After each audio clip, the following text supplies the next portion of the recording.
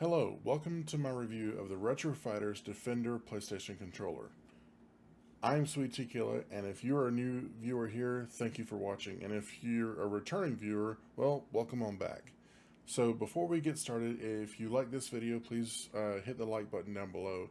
And if you want to see more product reviews, tech content, and of course retro gaming, go ahead and hit that subscribe button because I have a lot of videos going to be coming your way soon.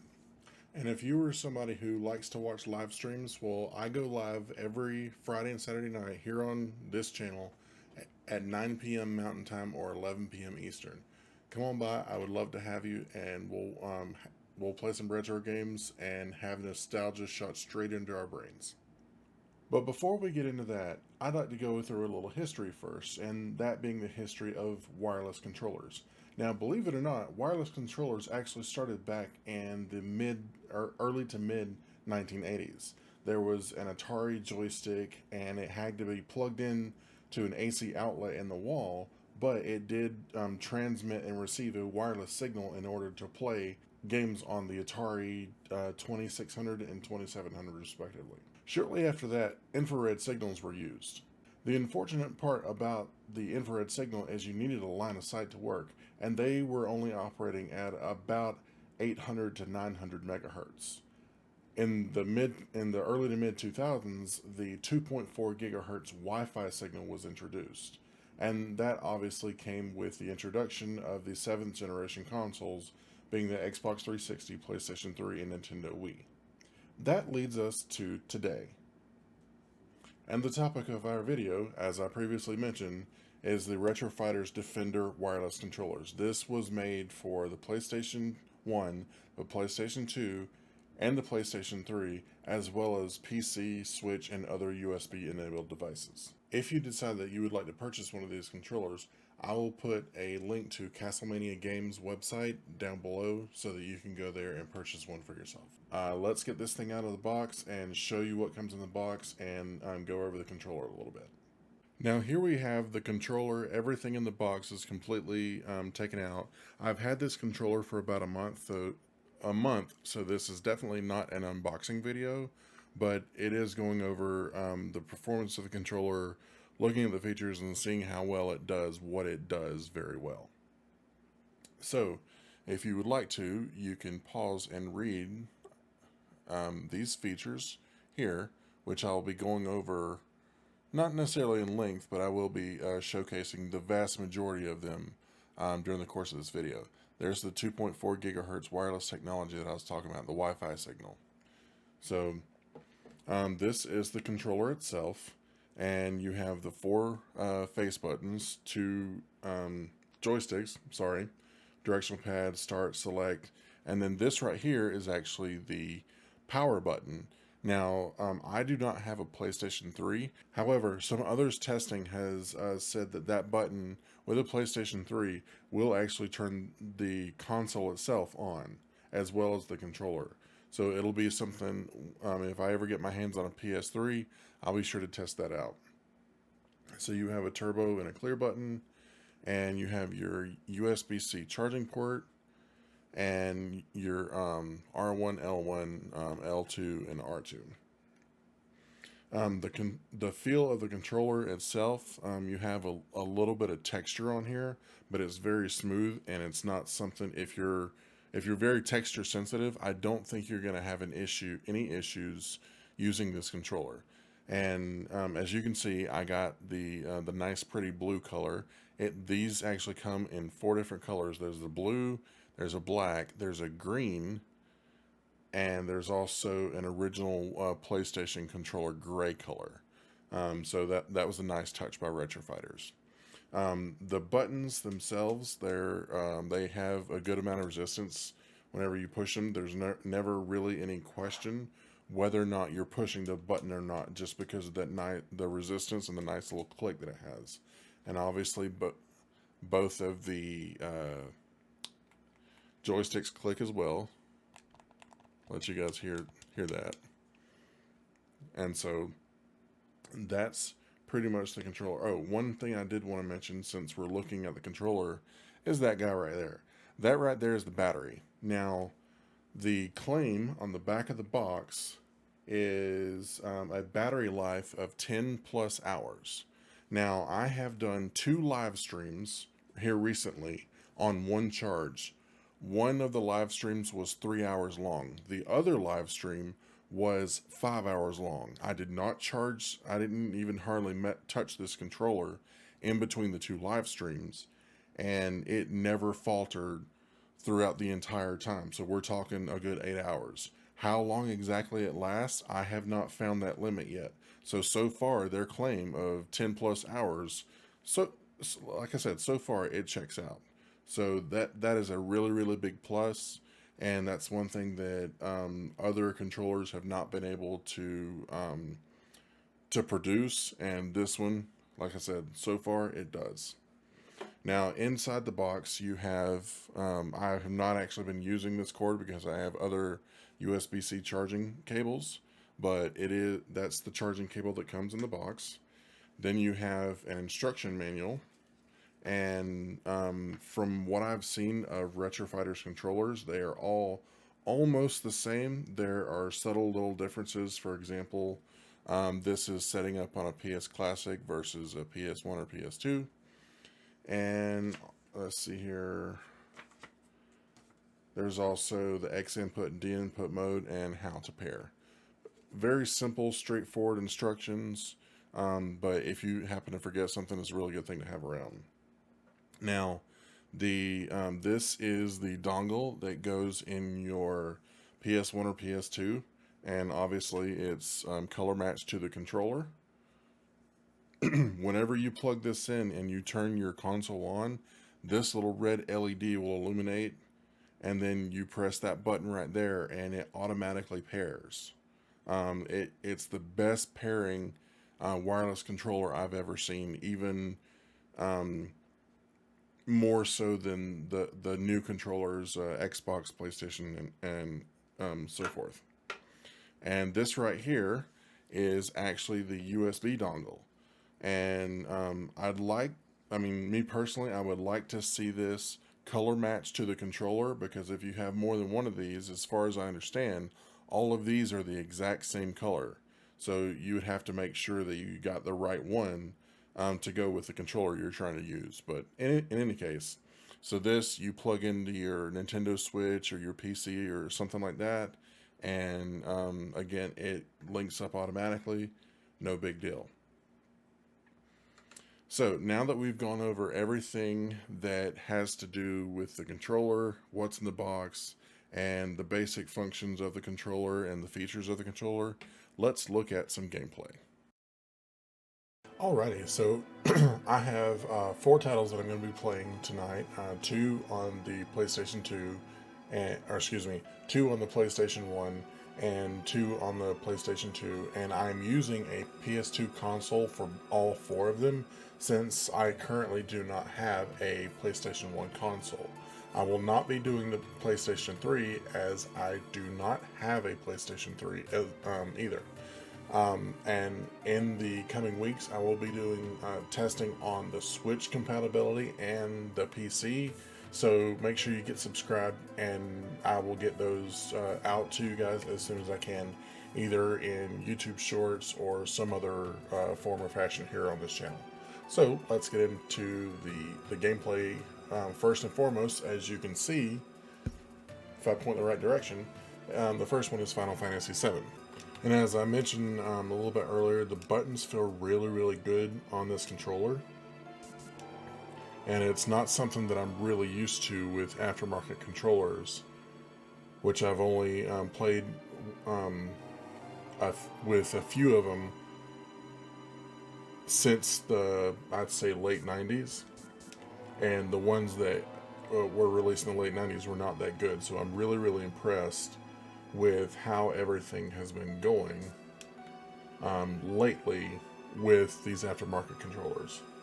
And by the way, this is, I loaded up my playthrough of Final Fantasy VII. I am on part 2, as you can see the portion that I'm at. You can actually see the other 2 parts in, they are live, or they're uploaded already, and they were actually live streams that I did. in the last, I'd say, 2 weeks or so.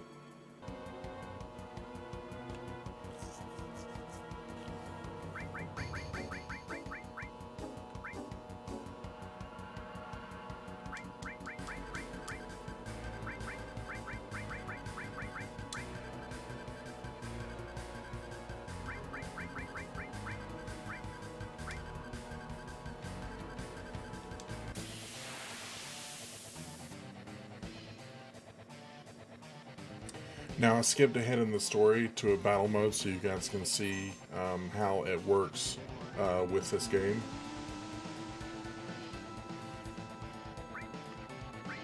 I'm on Stacy, so I need to... Nope.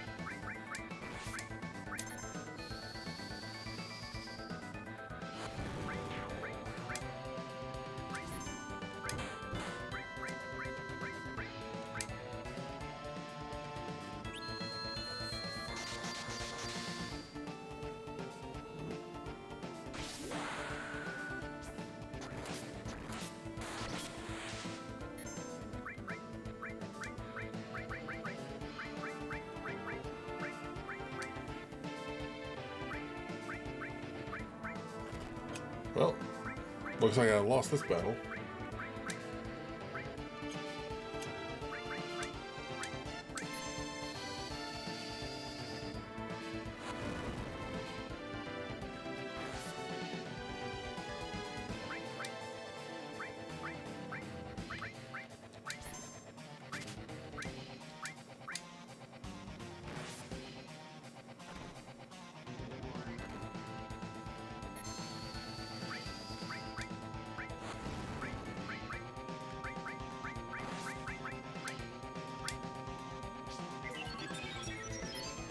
So even though I lost, I did get a good example of showing you guys the pretty much the limits of the controls. Fortunately, this game does not take a whole lot of controls, so we will switch to the next game, and you guys should be able to see a little bit more. So here we are with the second title here on PS1. It's Star Wars Jedi Power Battles, and this game pretty much uses all of the buttons that you could possibly think of, and so it'll give us a good indication of what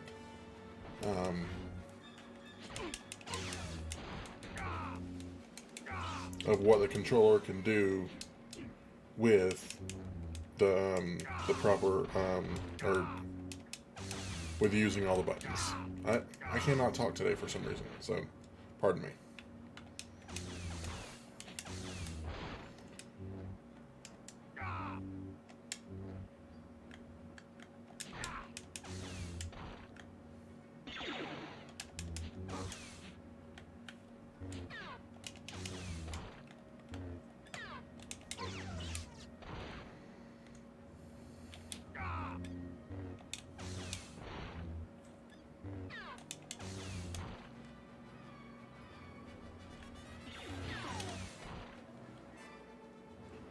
Get up here and grab the health. Grab that.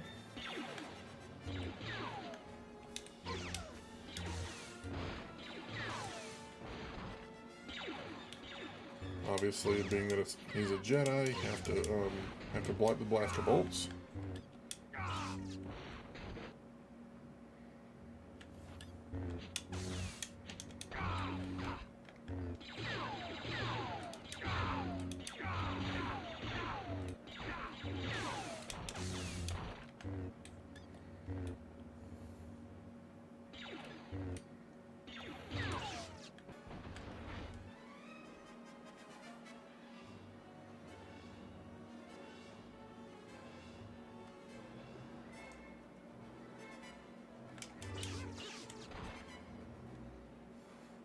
Good little running uppercut there.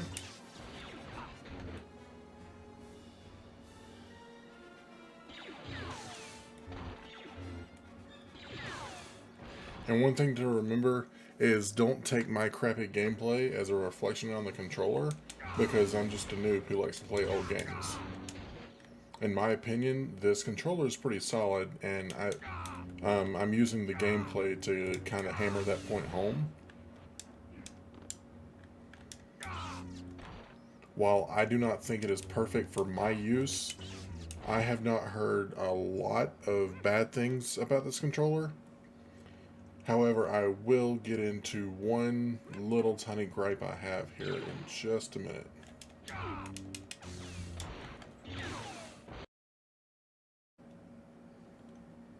Alrighty, here we are with Max Payne.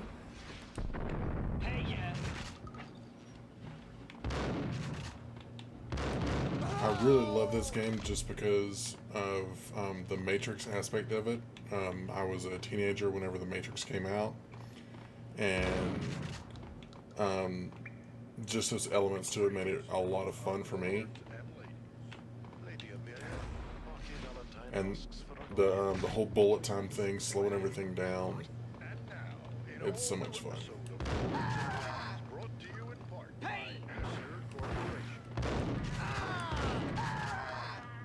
Hey, look, I'm playing Fortnite. You can't hit me because I'm jumping. Sorry. Troll moment. Anyway, so go here. Collect painkillers. Not to encourage the use of painkillers, kids, only when you ever absolutely need them.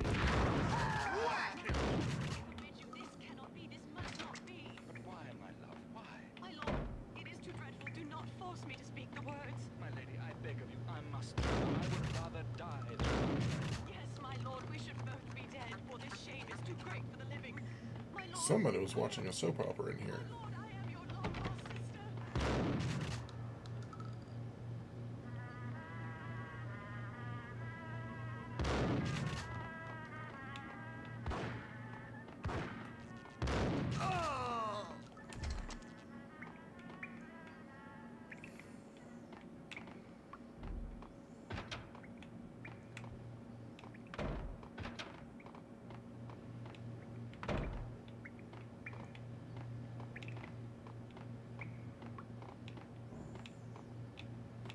And with a game like this, I love how responsive that this controller is.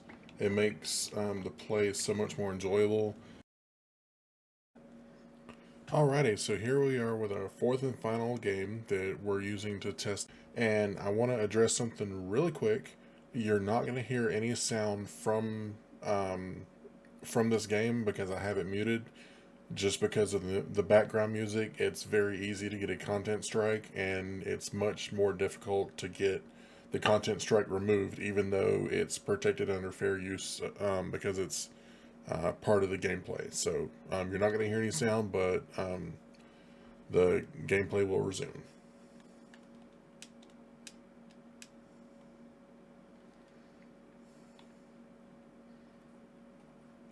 I haven't played this in a while. I kind of have to remember how to do it.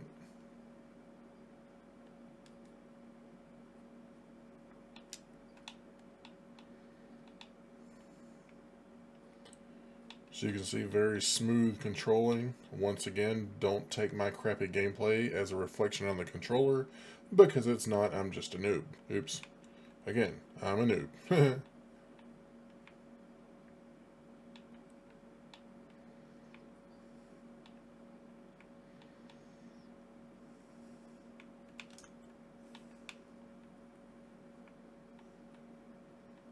Here we go down here, move the truck, move out of the way of the truck.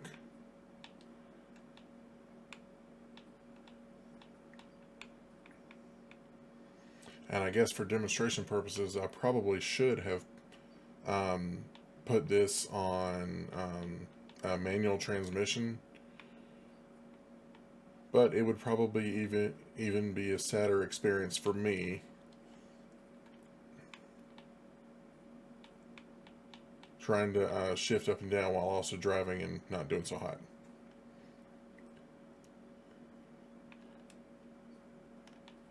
In any case, as you can see, the As I said before, the controls are really responsive, and there's almost zero input lag.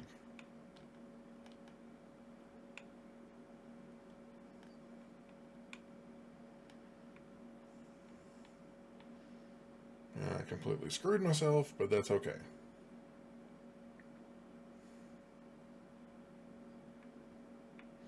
It is kind of weird playing this without any sound to it.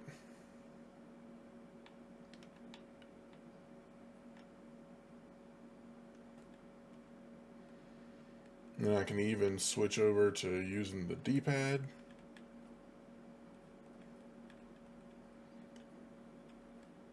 Doesn't work as well just because D-pads don't work as well with racing games, but it is still quite effective nonetheless.